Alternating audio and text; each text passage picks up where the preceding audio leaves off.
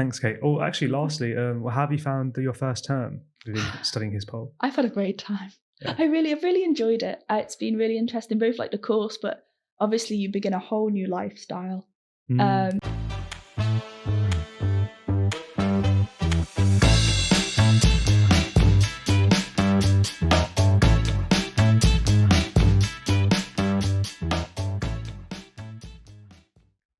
Hey everyone, welcome to Cambridge from the Inside.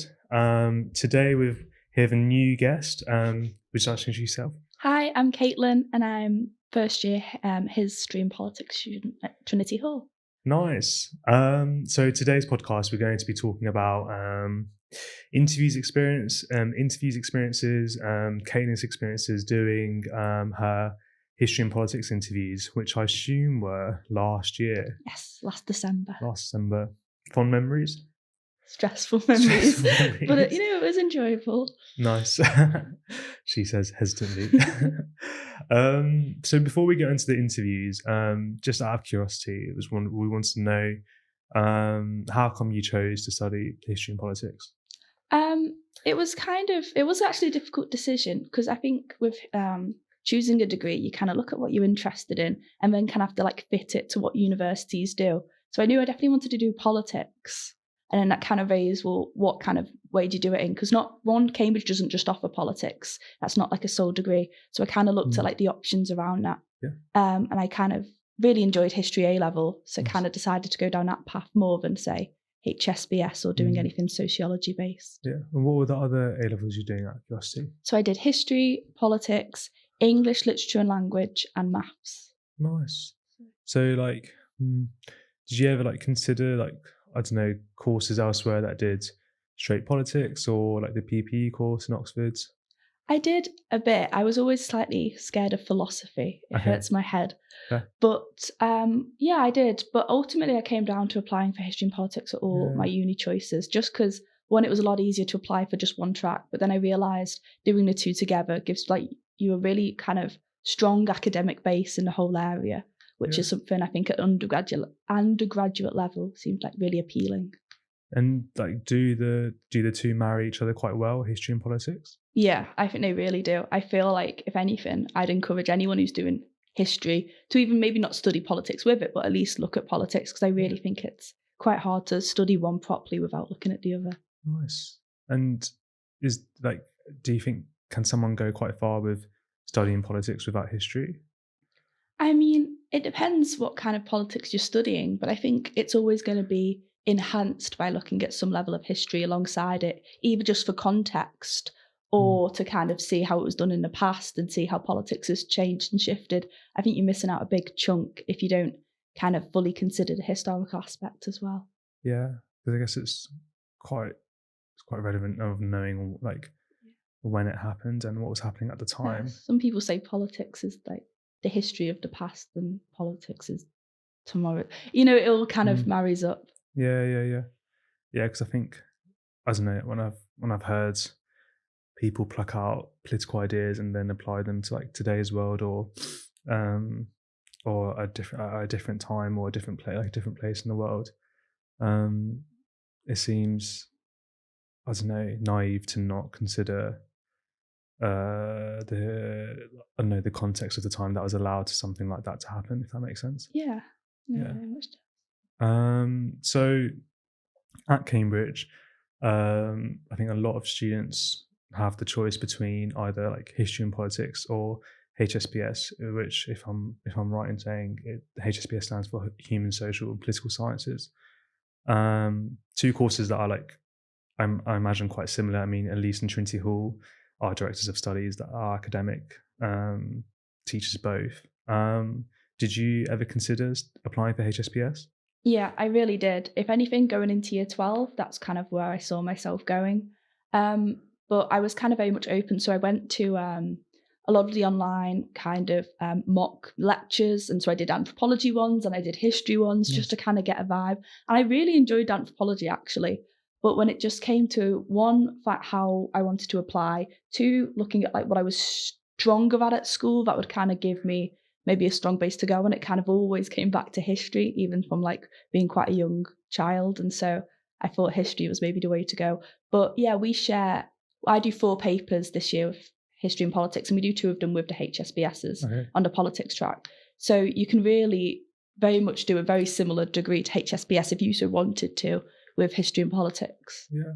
So am I right in saying that if an upcoming applicant really wanted to do some history modules, or like their degree to have consist like a decent chunk of history modules, then they should lean towards the history and politics degree, whereas someone else who wants to do politics, likes history, but doesn't necessarily want to do a whole module on it, then HSPS might be more tailored towards them. I think it's worth considering, especially because you can specialise from like second year and third year in HSPS to definitely do a very politics track. It's definitely worth considering maybe looking into sociology and anthropology and seeing is that something I'm going to want to do, because you do have to spend a lot of time on it. But I think it's definitely something that'd be quite personal to the applicant, because it's kind of really what's going to get you through the year, what you're going to enjoy doing, and that's very much different for everyone. Nice. And like, how long were you always thinking about applying to Cambridge, or when did you start thinking about it? Only really in sixth form. It kind of seemed quite distant, I think, up until then. And it obviously it's quite an unusual university in the way things are taught, in the way things are run, and so it's kind of quite a specific thing to maybe want to do. But I'd say from sixth form I started considering it, and I'm really glad I did. So I started about year 12, and then obviously you go to the open days in the summer of year 12, and then you start applying probably that summer, early autumn. Yeah. So was it did the sixth form suggest the idea in class, or was a teacher, or? I'd say the school as a whole. We also had someone come in from, I think, Liverpool, it was Magdalen College, and gave a speech, and that was really got me into it. Even the way she talked about it, and she kind of dispelled a lot of myths about Cambridge, and kind of told us about the supervision system of kind of one-on-one or two-on-one teaching, and that sounded really appealing in comparison to what I was talking to people maybe a year or two above me who was kind of, especially with history courses, saying it can be quite left to your own devices after the lectures. So having more hands-on teaching was quite an unusual prospect. Yeah, I can imagine, especially for the humanities, that the supervisions are quite a game changer. Yeah. Whereas compared to a big lecture hall, it'd be quite handy to get a hold of the academic and ask them directly what you need. Yeah, it's definitely, I'd say it's a really different course to one I'd be doing in another uni. Whereas maybe in some sciences, that change would be slightly less noticeable, because that contact hours were always going to be a bit higher. In history, you can really be have the lectures and leave. Yeah, I see what you mean. Yeah, because I studied chemistry, that you'd have a high amount of contact hours. I mean, you will feel the loss of supervisions, but you will still receive a lot of teaching, in the sciences. So with the interviews last year, when you got invited for an interview or beforehand, how are you feeling going into the interviews? I was very stressed. And I scoured the internet. I don't think any link was left unchecked. Nice. Just trying to grasp kind of what I could be asked, or even just kind of the vibe and what to expect. Okay. But I mean, everyone on all those links, everyone always says, oh, it's a chance to kind of talk with something you're really passionate about with an academic. And that is kind of true. You do have to have a bit of excitement towards it. If you can guide this conversation with these world-leading academics on something you want to focus on, and if you can do that well, then I think you in good stead. Yeah. So did all of that, looking into the information, looking back, did it help? I think it helped me visualize what it is, because it's quite a scary process of, yes, you're going to be interviewed by 2 academics. It's always quite mystic. But I mean, I think what's key is, one, your own preparation, and in that sense, just, getting out how to talk about your subject. I think that matters a lot more. But I would recommend watching maybe a mock interview, maybe even one that's not for your subject. So one where you maybe won't feel the pressure to be able to answer all the questions they're going to ask their applicant, but just to get how they kind of want you to think and how they want you to respond, because that is maybe something I hadn't encountered before applying. That's interesting. So when you say it helped you visualize the interview, are you saying that your research and looking up different like videos and resources, that by the time you came to the interview, you were unsurprised by the format and the experience? Yeah, it felt almost familiar, and that, Nice. I Wow. suppose, in that aspect is something quite impressive Yeah, considering it's such a odd experience. So yeah, I would recommend it for sure. that's really cool. I mean, it's crazy for an experience, a new experience, to feel familiar, given that it's your first time. But I think it's yeah, if you're able to kind of visualize the interview, whether that's through visualization or looking at mock interviews and videos like this, that by the time you come to the interview and you're not feeling really stressed or stressed by how unique or new the situation, then you're going to be much more focused to be able to focus on just answering the questions. Um, and did you feel that, like, how did you feel more calm to be able to do the interview in terms of like when the interviews happened last year? Yes, in a sense that I felt, especially with like the starter questions of, why do you want to do history and politics? It got me thinking about those questions. So I had not a pre-prepared answer because that's never going to work and they're going to know immediately, but kind of a sense of why I wanted to do it. And I think that had been set in motion by like watching an interview asked that before. Mm. So obviously there's going to be tons of questions you can't prepare for. They're Yeah. going to focus in on something very different, but for maybe more of those general ideas, it might be quite good to just watch an interview, see how they kind of start the interview and become familiar with that, just because the Mm. first question is always going to be the one where your mind goes absolutely blank. Yeah, I just want to throw a quick disclaimer that the questions in the interviews like change year after year, and they're different between the colleges. So whether it's in this podcast or other podcasts, like when we're talking about previous interviews, I would definitely wouldn't expect that questions or those questions to necessarily come up in your interview or come up at all, because they're always changing them. Yeah. Um, so how many interviews did you have? I had two, so Okay. one history and one politics. Nice. How did they go?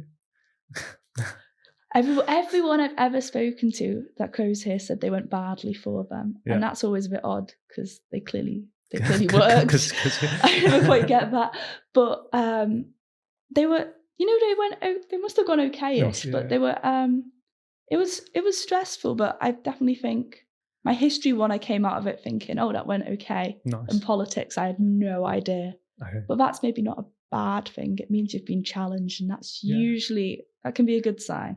Yeah. If you've had to work, then that means they think you're capable of working. Yeah. So, So would I be right in saying that it's quite common for students to come out of interviews and think that they went badly, but that's not normally representative of how it actually went? yeah, I've never heard of anyone saying, "Oh, I enjoyed them. They were great." Everyone's kind of said, "Oh, it was really hard. I was really stressed," and that's normal. That's what it meant to be like, Yeah. in a sense. I hope that's reassuring for people listening, that if they were to have their interview and they felt like it didn't go too well, that you're saying that you've never heard anyone who's like said that No. they've, so like I think it's, yeah, if your feet is challenging for a reason. Yeah. Did your does HisPol for history and politics, did you have to submit written work? I did. So I Okay. had to submit. They said submit 2 pieces of work, and at least one had to be history. Okay. So I did one history and one politics to kind of cover Nice. both interviews. And did like your written work or your personal statement, do they come up in the interview? Yes, Okay. a lot, especially my history one. And obviously that changes year on year, but Yeah. my history one, it was very much focused on the essay I'd submitted, and then it went on to my personal statement.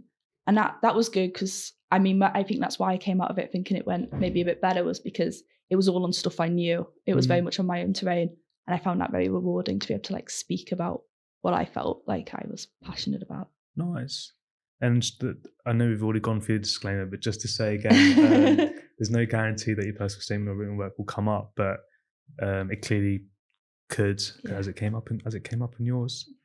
With like the interviews and like preparing for them, did you prepare for the interviews? And if so, like how, like, and like, you kind of like, did you do anything like specific towards, yeah, like for like the history interviews or like the politics interviews that you had? I did try and do a couple of mock ones. I managed Okay. to do one with my teacher and then one with like an outreach scheme I was on, Oh, nice. which was really good. But I think what was maybe more key was just like speaking about my subjects in general, even in class. Yeah. Like if you had something, trying to make sure you were explaining it fully, because it's kind of what you rely on in the interview is your ability to kind of look at a problem, probably one you've never seen before, because that's kind of the objective, and just kind of speak on how you go about solving it. So speak of your own thoughts. And that's a really difficult thing to try and learn to do. So it was kind of learning to do that in any circumstance. So the mock interviews were useful because they kind of showed me how maybe the structure might work and how I'd start on one thing and they'd kind of push me on it. But I'd say more generally, just speaking to my parents, speaking to my teachers, speaking to like even my friends, and like at break time when we're discussing something, trying to make sure I was always being able to speak my own thoughts, like and my own thought process, because that's kind of key, and that's maybe what they're looking for someone to be able to do, because in a supervision system, that's kind of a skill they kind of need you to be able to do. So, like, mm, did you like that's kind of like focusing on like your communication skills, which is um like quite vital, and I think for anyone who's like gone through the interviews knows that's quite important. A lot of applicants will be really worried about, do they, like, I don't know enough history or know enough like famous or political theories. Yeah. Like, are those like like the kind of worries that students should have on his poll interview? No, they're not. It's not a knowledge test, is what Okay. I always try to remember. It's always advisable to know maybe a bit of area around maybe the work you've submitted. Hopefully that will come part and parcel of doing it in class. Yeah. It's always advisable to have read the books on your personal statement Yeah. and kind of just know what you've put in your personal statement might come up, and therefore can you explain a bit about it. Yeah. But they're really not looking for like a knowledge test. They're not looking to be like, who's this person, what was this date, if anything. I think they never asked me any of those kind of questions. It was never about my knowledge. It was always about how I thought and how, like, if they presented a problem, how you'd go through and do it. So yeah, read the books on your personal statement, read through your essays, kind of work out maybe where you'd go about proving them in the future, but don't worry that much about knowledge. They're going to want to test you on what you know. They're not going to try and trip you up. Interesting. So nothing like the university challenge. Do not think it's going to be like uni challenge. Because I think, especially if it's history, I think like for a lot of people intuitively, a history interview would be based on your knowledge on your like how much history you know. I mean, I know it's not. Yeah. I know we both know that it's not that, but you kind of see why an applicant would. No, think. I can fully see how it could appear like that. But the one thing about history, and it's always given me a bit of a comfort thing, is it's so big, you literally can't know everything. You really can't.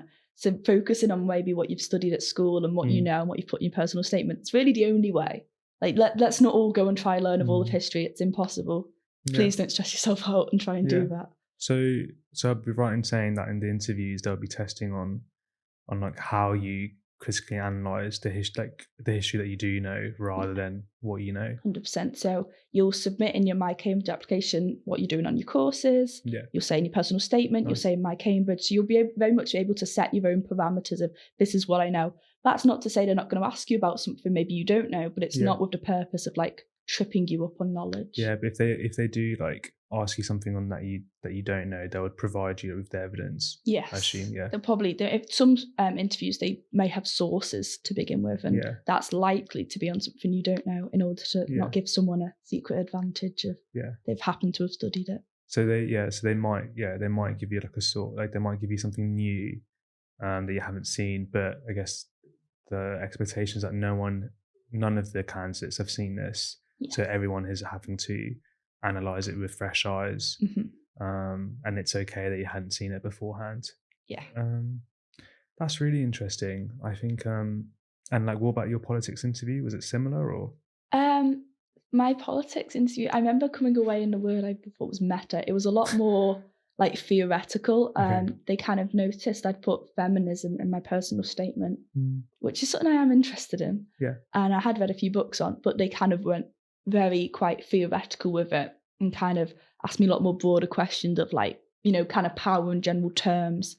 So again, that's something you can't really prepare for because they're going to take it in such a route that it's almost, they could take it anywhere. Mm.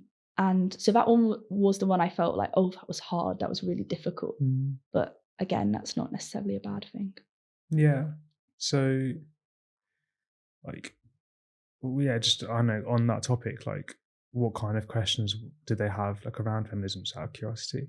I'm trying to think because I tried. Yeah, of I course. mean, Long time ago. there was questions on waves of feminism and where we are today with feminism. So I'd written about reading like the feminine mystique and Betty Friedan and having an interest in maybe 1960s feminism and then comparing it to things about like Hillary Clinton. So this was before Kamala Harris's run, so about Hillary Okay. Yeah. Clinton's run, Yeah. and how we kind of had seen feminism kind of change and the critiques change. And they very much went on in the present and future, and how do we see feminism today? And then they also asked much more broader questions about like, what does it mean to have power? What does it mean to be a person? All these kind of questions that, one, there's no definite answer to that you can study, and two, ones that are meant to kind of show how you go about solving a problem. That's their kind of aim. It's not to try and trip you up. They never want to trip you up. That's something that gave me a lot of reassurance when I was going through my interviews. So did it feel like they're working with you? Yeah, they're working with you. They want you to like explain yourself. They want you to be able to kind of engage in the interview because that's also their job. Yeah. So yeah, don't ever feel like they're there to like trip you up or make sure you don't get in or like catch you out. It's really not like that. Nice. Yeah. I mean, the idea that the interviewer is your adversary or they're there to like, I don't know, that's like a debate, whereas you versus them is just not what it's like at all. No. It's very much a conversation where we're both trying to understand each other. And don't be scared if they challenge your point. That's one they're meant to do. You might feel as soon as they go, I'm not sure about that. That's not game over. If anything, that's they're engaging with you in a debate. So don't fear that. Don't fear that they're going to say you're wrong because that's not necessarily what it's about. I mean, maybe you'll say something that can be widely disputed, but yeah, it's not about being right or wrong. So that's quite interesting. So say if I'm an interviewee and I've I don't know, I've said an argument like I've explained what I think about something, and they've said, oh, like are you sure about that? Can you expand a bit more? Like I think most people have like three options from there. They would like, I don't know, immediately back down, or they would be very defensive, or like or like I guess like the third one would be like, I don't know. Can you explain it? Because I don't think the right thing is to just immediately back down or just to defend your argument blindly. Like what would you do in that situation if the interviewer is like challenging you? But not necessarily saying that you're categorically wrong, but they just don't understand your argument and they want you to explain. I mean, I think that can very much depend on the question. I think there's merits to both. I think if you follow your gut. If you think you're right, explain why you're right. Yeah. If you maybe something they've said has changed an aspect of your argument, I know they certainly did with me. They'd say something about, oh, what about the role of technology? And I'd be like, oh, it's okay to kind of take that into consideration.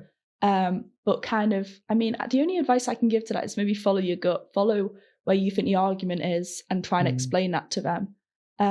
Because, the likeliness is you're not going to want to be extremely defensive or fold immediately. It's going to be somewhere in the middle. I think it's always worth taking what they're saying into account. Like they are academics and they do know what they're speaking about. So engaging with them, I think, is the only way I can go around that. It's a difficult thing, but because they're also academics, but they also want to know what you think. Yes, and there's a balance between the two. 100%. So when you said like follow your gut, that following your gut doesn't necessarily mean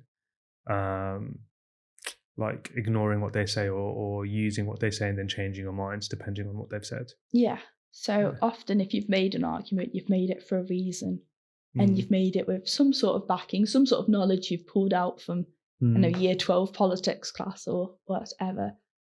But I would say follow their line of thought but don't be afraid to say, no, I really do believe this. Or kind of back it up with, often if they've introduced a new element, they might have said, well, what about in this context, use that context and bring in your knowledge of maybe what they're saying, just to maybe can reaffirm, it can change your argument. And that's all okay. It's never going to be about, oh, they've got this one right. That's not really how they judge it, I suppose. Because I guess if they were like, oh, I'm unsure about that, can you expand? And you did expand, and then they might realize, oh, I see what you're saying now, and then the conversation moves forward. Nice. And like lastly, for any upcoming history and politics students, well, I've got another question, but we'll get to that. But yeah, for any upcoming applicants, do you have any advice for them? Read widely, but also find a niche you're into, and it can be the nichest of niches. Okay. It can be local history, it can be a specific branch of feminism, or any political ideology, whatever you choose. But just find something you're passionate in. I think the good thing about history and politics is it's so broad. I almost find it hard to believe anyone couldn't find something they're interested in. Because if there's something you're interested in and it comes up in an interview and you speak about it, I think that can really show a level of like knowledge that they're looking for at university. So find some niches, be proud of those niches, display those niches. The interviews is time for you to show off in some senses what you can do, what you can think about, what you've read. So don't be afraid to kind of go into a certain sector of history, while also, keep a broad mind. And something I did was read a little bit about historiography. You have to know loads, but just know what debates are about what is history. There's obviously, if there was an answer, we'd know it, but just kind of have maybe a broader perception of that, because that's something kind of my teachers only told me maybe to look at maybe a month before interviews, and I found it to be really helpful and really enlightening. So that would be like the tip I've learned along the way, for sure. And then can you explain to us what historiography means? That's for anyone who doesn't know. It's more just about the study of history as a whole and how you judge it. So it's not on a specific subject like American history. It's more, how do we see history? What is history?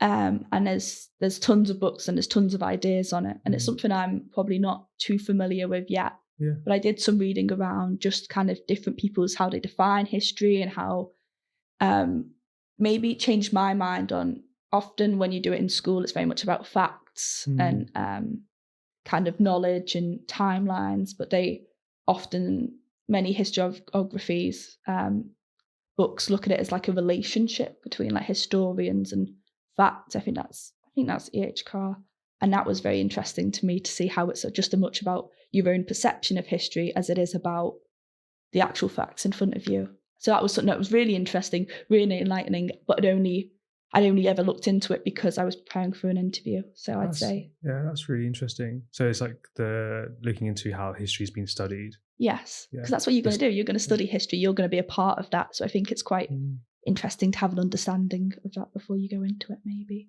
Yeah.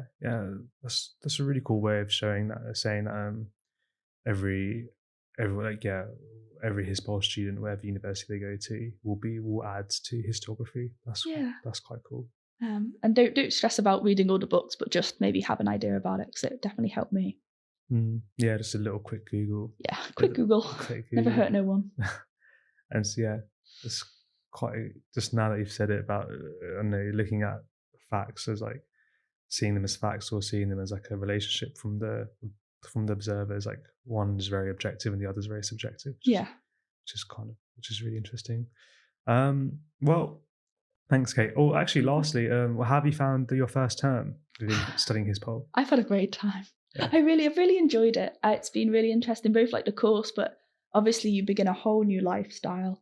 Living with people, eating in hall, living in Cambridge. It's a very unusual model railway village built to real life scale. It's very pretty, and I really enjoyed it, and it's been really interesting, and both looking at what I've done before, but also completely new areas of history that I kind of had never even considered doing. Like if you told me I was doing the Mexican revolutions 6 weeks ago, I would have panicked, but I'm really enjoying it. So, oh, nice. Yeah, embrace it. It's fun. It's exciting. It's as fun as you make it, so make it fun. Nice, yeah. That's really good advice. Yeah, and how have you found Trinity Hall? Oh, I love it. It's very nice. It's very community based. It's Mm. small. Everyone always comments when people come here for supervisions how like I'm saying hello to everyone, but we really do all know each other, and that's Yeah. been really nice. It's been really comforting, I think, to have like a sense of like community, because I think going to university, it's obviously it's a completely new place. So Yeah. the way I've got like friendship groups and kind of wider groups, it's been really rewarding and really nice. The garden by the river is gorgeous. It's gorgeous, and we're about to the wall against the river is about to be opened up, I think, in a Yeah. few weeks. Very exciting. Yeah. It's causing a lot of anticipation. So it's really pretty as well here. Trinity Hall specifically, everyone says it's pretty and friendly, and that's a good way to be. Yeah. I remember before I worked here, I'd always cross the bridge and would look at the wall and see like people like, I don't know, like sitting on the wall, have their legs dangling over the river reading, Yeah. and be like, oh, that seems really cool. And then now I get to do that. Yeah, it's a lot. Yeah, Trinity Hall's beautiful. Well, thanks, Caitlin. Thank you. I hope I'm sure a lot of students will find that really interesting and helpful for either their HisPol interviews or really any of the interviews, because I think a lot of the advice you gave and personal experiences overlaps with most subjects really. So yeah, it's really cool. And thanks for the viewers for watching, whether it's on YouTube or your podcasting platform. If you're preparing for interviews or doing mock exams, as that time of the year, good luck. And yeah, we'll see you next time. Thank you. How did you find it? It was okay. I'm never gonna search it up. I'm never gonna seek it out.